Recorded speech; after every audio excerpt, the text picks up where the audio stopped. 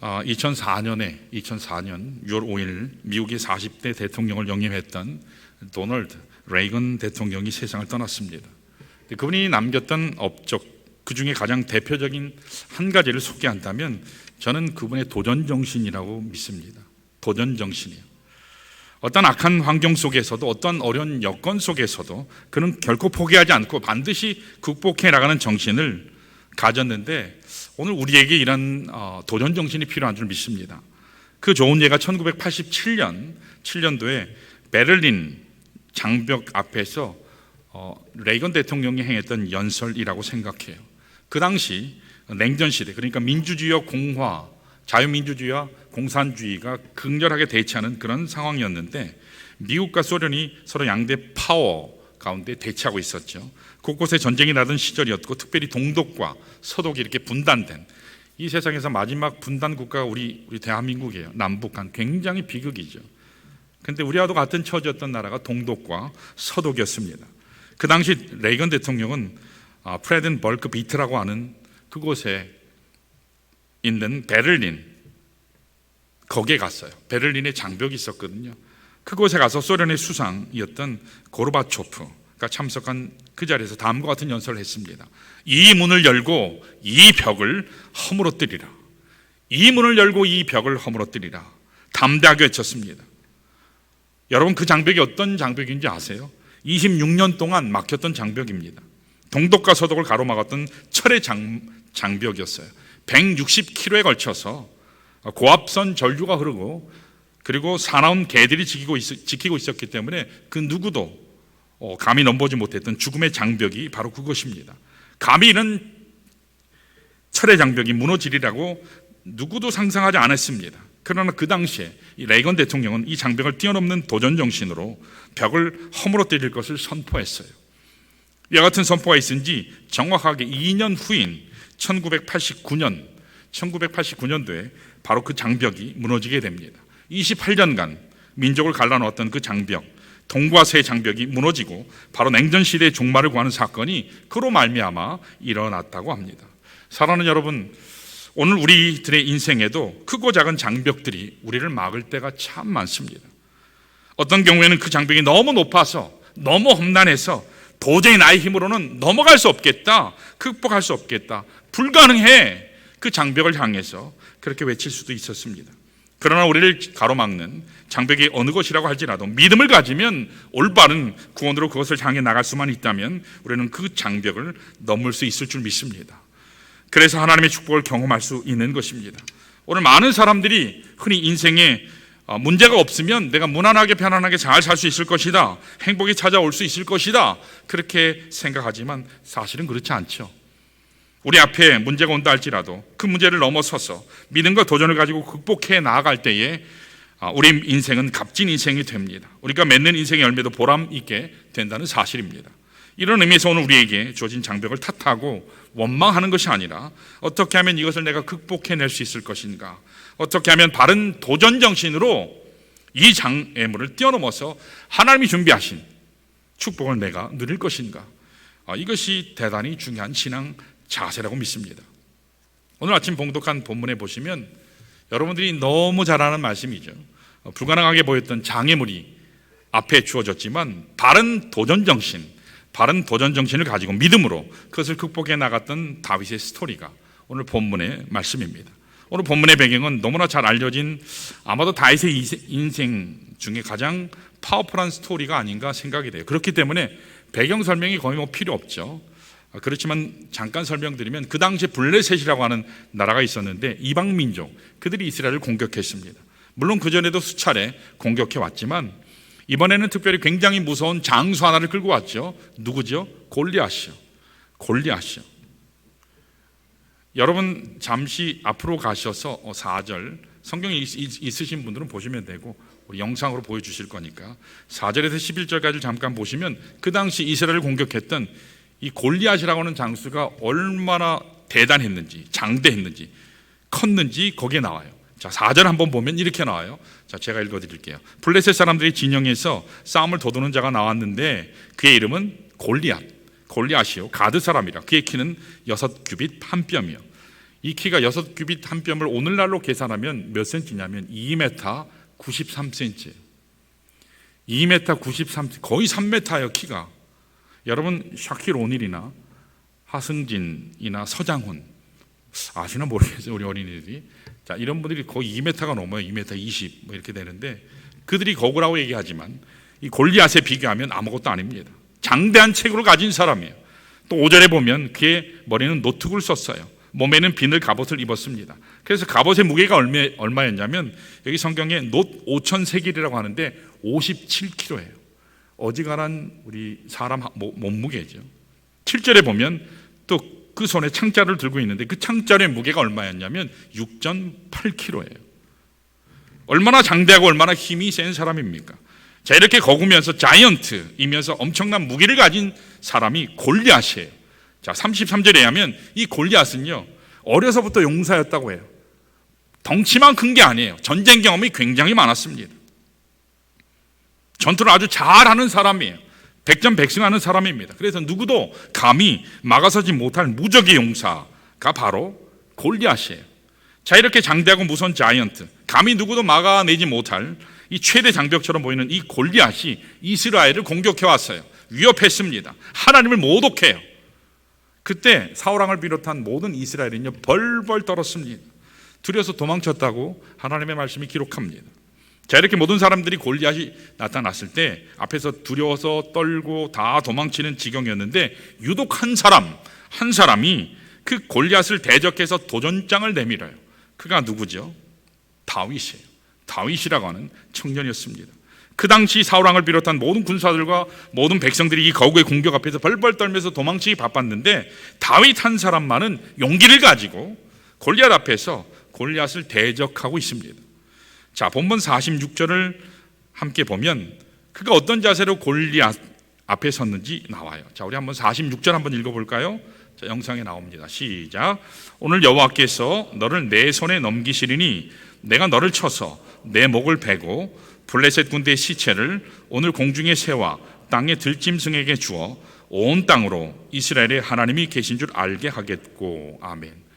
여러분, 얼마나 위대한 도전 정신입니까? 객관적인 차원에서 보면 도저히 게임이 안 돼요. 이건 말이 안 되는 거예요. 거대한 체구를 가진 골리앗 앞에 아직 소년에 불과한 다윗이 서서, 그런데 뭐라고 외치죠? 오늘 여호와께서 너를 내 손에 붙여서 너는 끝났어. 내가 너의 목을 베고 너의 모든 군사를 짐승의 먹이가 되게 하고 하나님의 승리를 이 시간에 가져오게 하리라. 그렇게 선포해요. 여기에 위대한 다윗의 도전 정신이 있습니다. 챌린지 스피릿이 여기에 나타나고 있어요. 오늘 우리들의 삶 가운데 있는 장애물이 얼마나 크냐? 이건 사실 문제가 안 돼요. 장애물의 크기는, 강도는 우리에게 문제가 되지 않습니다. 더 중요한 것이 뭐냐면 이 장애물을 극복해낼 수 있는 도전 정신이 나에게 있느냐? 이것이 더 중요해요. 도전 정신이 있으면 여러분 넘어갈 줄 믿습니다. 우리 믿는 자는 도전하는 믿음으로 하나님 앞에 나아가면 주께서 도우실 줄로 믿습니다. 자, 그래서 오늘 말씀을 통해서 우리가 어떻게 할 때에 우리 앞을 막고 있는 장애가 아무리 많다 할지라도 어떻게 도전해서 인생의 승리의 산을 정복해 나갈 수 있을까? 오늘 본문을 통해서 우리 두 가지만 살펴보겠습니다. 도전 자세요. 참된 도전으로 승리를 이루길 원하면, 자, 첫 번째로 따라 하실까요? 올바른 안목이 필요하다. 여러분, 사물을 바라보고 인생을 바라보는 이 눈이 잘못되면요 애초부터 가망이 없어요. 인생을 바라볼 수 있는 눈이 회복돼야 돼요. 여러분, 대부분의 문제들은요 우리가 무엇을 보느냐에 따라서 결정이 돼요. 내가 뭘 보느냐에 따라서 결정이 됩니다. 오늘 본문을 가만히 묵상해 보면 여기 다윗은 골리앗을 볼 때 어떻게 보는지 아세요? 굉장히 놀라운 시각이 있어요. 우습게 보고 있어요. 골리앗을 어떻게 본다고요? 우습게 보고 있어요.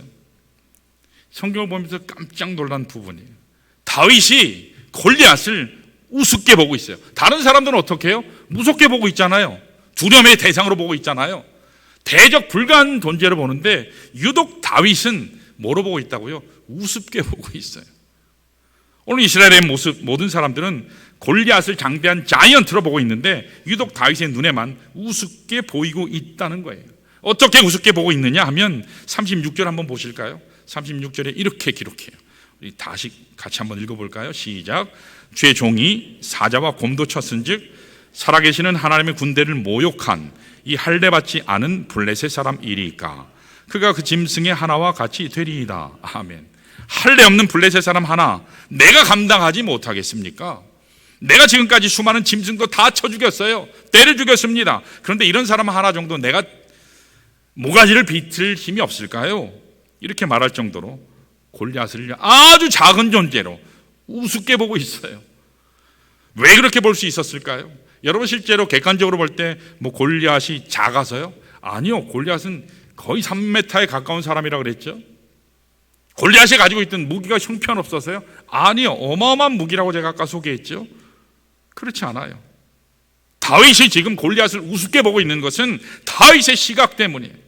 다윗은 골리앗이 그를 찾아왔을 때 골리앗만 보는 게 아니라 골리앗 뒤에 역사하시는 하나님을 보았다는 겁니다. 문제를 보는 것이 아니라 하나님을 볼 때 우리는 우습게 볼 수 있는 줄로 믿습니다. 다윗에게는 하나님이 보였어요. 하나님의 위대하심이 보였어요. 다윗이 하나님의 위대하심을 보고 난 후에 골리앗을 보니까 골리앗이 아무것도 아니더라는 겁니다. 사랑하는 여러분, 오늘 여기에 우리가 가져야 될 소망이 있어요. 영적 교훈이 있습니다. 오늘 여러분과 저의 삶 가운데요, 수많은 문제들이 있습니다. 수많은 사건들이 있습니다. 그런 것들이 그런데 굉장히 문제가 많은 것처럼 보이고 굉장한 사건처럼 큰 것처럼 보이지만 사실은 우리가 먼저 믿음을 가지면 문제되지 않는 줄로 믿습니다. 여러분 하나님을 먼저 보시기를 바랍니다. 하나님을 먼저 보고 나면 인생에 주어진 문제들이 어떠하다 할지라도 그 내용이나 크기나 우리에게 결코 문제가 되지 않아요. 아무것도 되지 않습니다. 우습게 될 줄로 믿습니다. 그렇게 45절을 보시면 다윗이 이렇게 고백해요. 자, 우리 한번 45절도 같이 한번 읽어볼까요? 시작. 다윗이 블레셋 사람에게 이르되 너는 칼과 창과 단창으로 내게 나오거니와 나는 만군의 여호와의 이름 곧 내가 모욕하는 이스라엘 군대의 하나님의 이름으로 내게 나아가노라. 아멘. 지금 골리앗 손에 있는 무기가 객관적으로 볼 때 우리가 볼 때 굉장하죠. 장대하죠. 화려하죠. 그렇다 할지라도 다윗이 붙들고 가는 이 하나님의 이름에 비하면 아무것도 아니라는 겁니다. 사랑하는 여러분, 이게 신앙의 안목이에요. 이게 신앙의 눈입니다.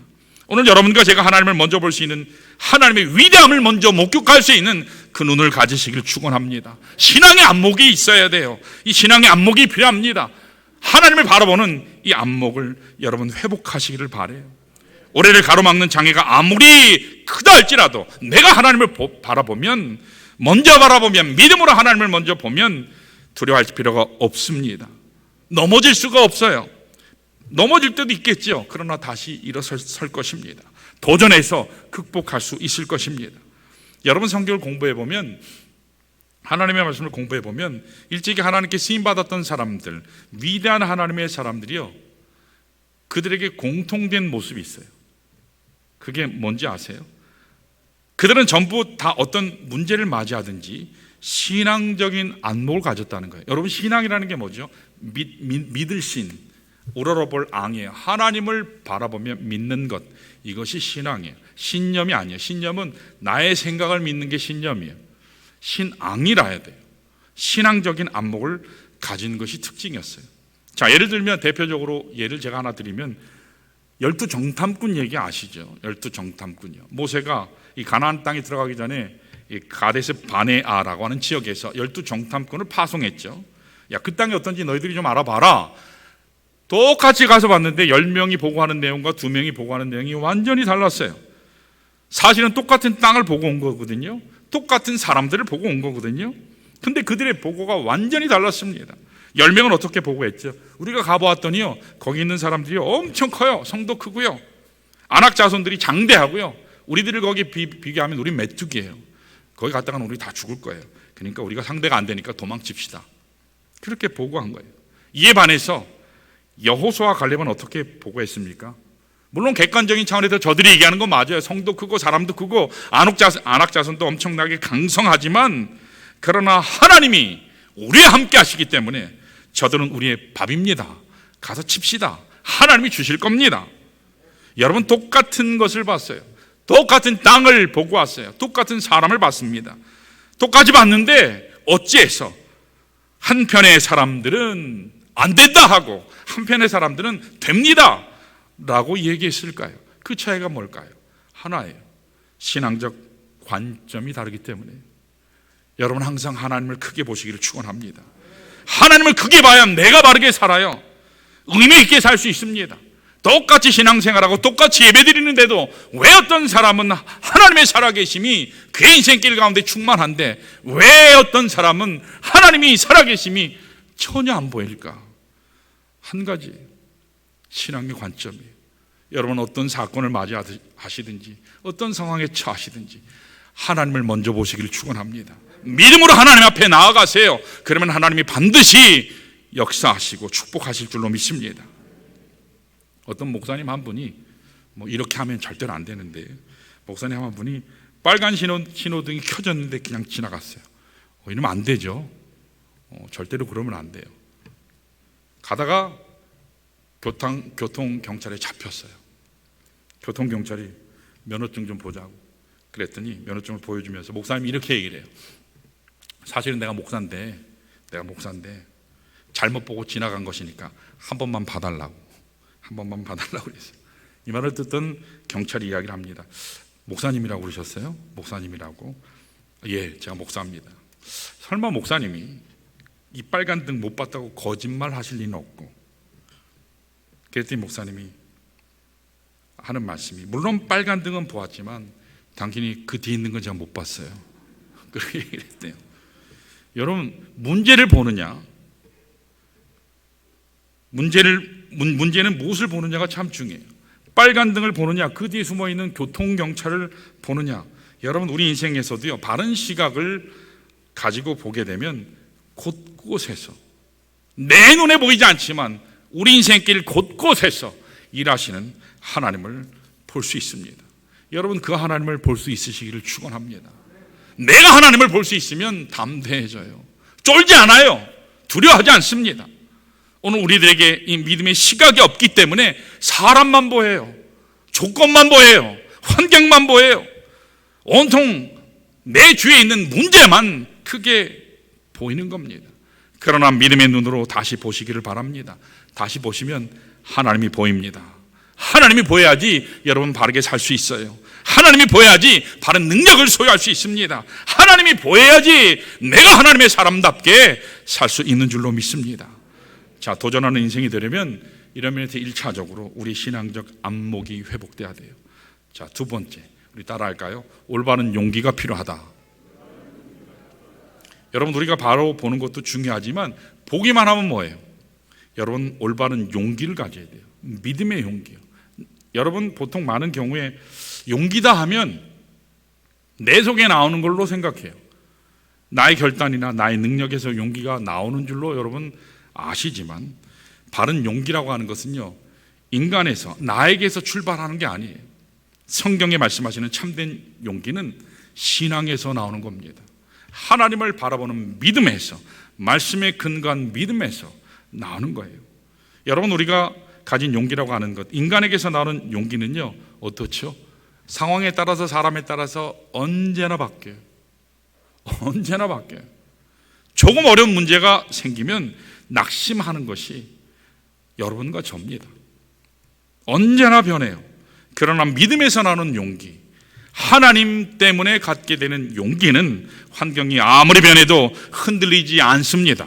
변하지 않습니다. 능력 가운데 나아갑니다. 오늘 본문의 다윗의 경우를 다시 한번 여러분 잘 보시길 바라요. 말씀드린 것처럼 다윗은 지금 골리앗 앞에 설 때 어린 소년의 모습이에요.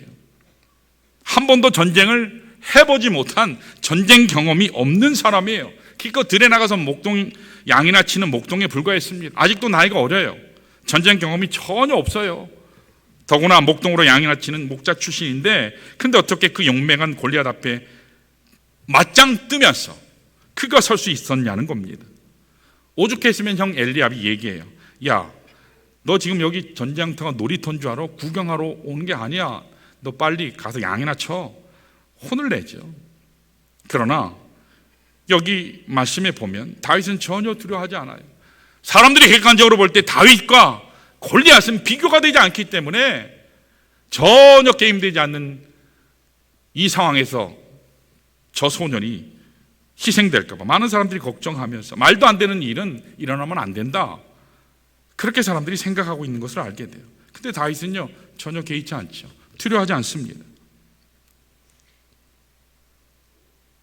이것이 그냥 우리가 알고 있는 돈키호테식의 그냥 일단 뛰어들고 보자, 벌려보고자 하자 하는 그런 만용이 아닙니다. 이것은 하나님을 신뢰하기 때문에 믿음에서 나오는 바로 용기였다는 것입니다. 우리 47절 한번 볼까요? 다윗이 어떻게 고백하죠? 47절 읽습니다. 시작. 또 여호와의 구원하심이 칼과 창이 있지 아니함을 이 무리에게 알게 하리라. 전쟁은 여호와께 속한 것인즉 그가 너희를 우리 손에 넘기시리라. 아멘. 여기 위대한 다윗의 믿음의 고백이 있어요. 전쟁의 승패는 누구에게 있다고요? 여호와께 있습니다. 하나님께 있습니다. 칼에 있는 게 아니에요. 창에 있는 게 아니에요. 군사의 숫자에 있는 게 아니라 여호와의 손에 달려 있다, 이런 믿음으로 지금 다윗이 가고 있어요. 그래서 여호와께서는 너희들을 내 손에 붙였으니, 다윗에게 하신 말씀이 그거죠. 내가 저 골리앗을 너의 손에 붙였다. 너희들은 내 손에 붙였으니 너희들은 끝났어. 다윗이 그렇게 선포하고 있는 겁니다. 다윗이 가졌던 용기 기초가 바로 하나님이에요. 하나님이 함께 하심입니다. 이것이 바로 믿음의 용기입니다. 하나님이 나와 함께 하시는데 누가 나를 대적할 것인가, 누가 나를 쓰러뜨릴 것인가, 담대합니다. 자, 우리 사도 바울은 이렇게 그래서 고백했어요. 로마서 8장 31절 한번 읽어볼까요? 같이요. 읽습니다. 시작. 그런즉 이 일에 대하여 우리가 무슨 말하리요? 만일 하나님이 우리를 위하시면 누가 우리를 대적하리요? 아멘. 이것이 바로 신앙적인 근거입니다. 다윗은 이로 인해서 담대할 수 있었습니다. 그래서 그 결과 골리앗을 물리치고 승리할 수 있었던 것입니다. 사랑하는 여러분, 오늘 여러분과 저에게 이러한 믿음의 용기가 필요해요. 하나님의 말씀, 그 말씀을 붙드심으로 하나님 앞에 순종함으로 갖게 되는 기적적인 체험을 여러분 경험하시기를 축원합니다. 이 믿음의 용기가 있으면요, 우리 삶 가운데 엄청난 역사들이 일어나요.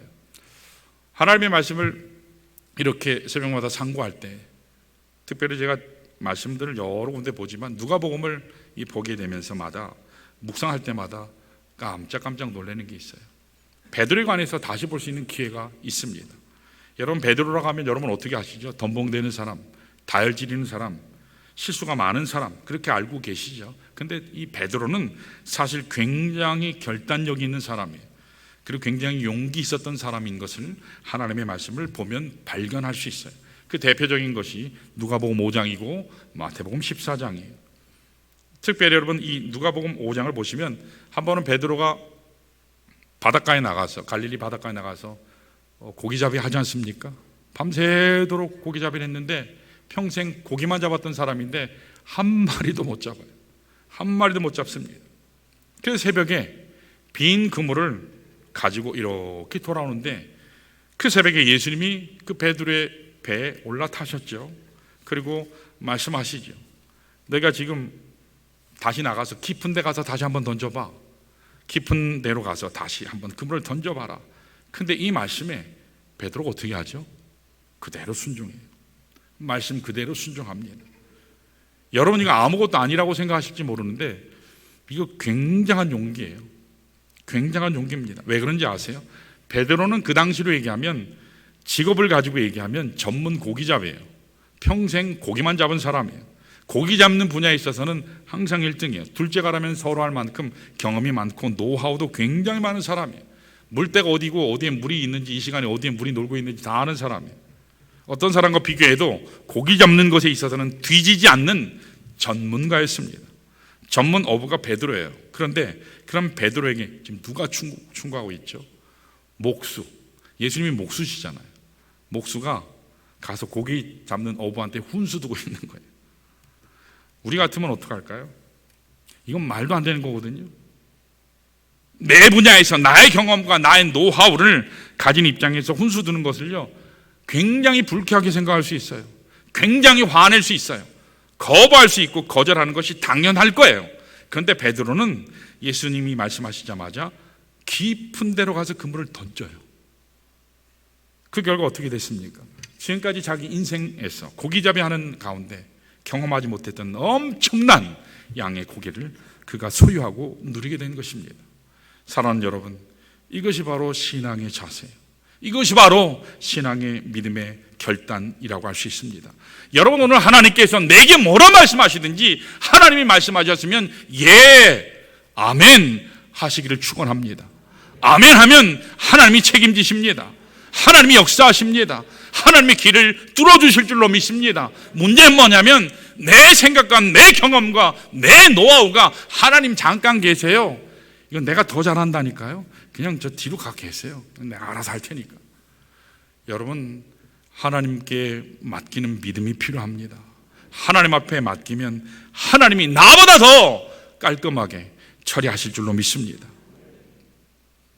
여러분, 하나님만이 행하실 수 있는 놀라운 일은요, 내가 믿음의 용기를 가질 때, 주님 앞에 순종할 때 주께서 우리에게 베풀어 주신다는 사실을 여러분 기억하시기를 축원합니다. 자, 마지막으로 제가 예화 하나 하고 마칠게요. 주일학교 우리 어린이들이 같이 오기 때문에 짧게 해주세요. 짧게 해주세요.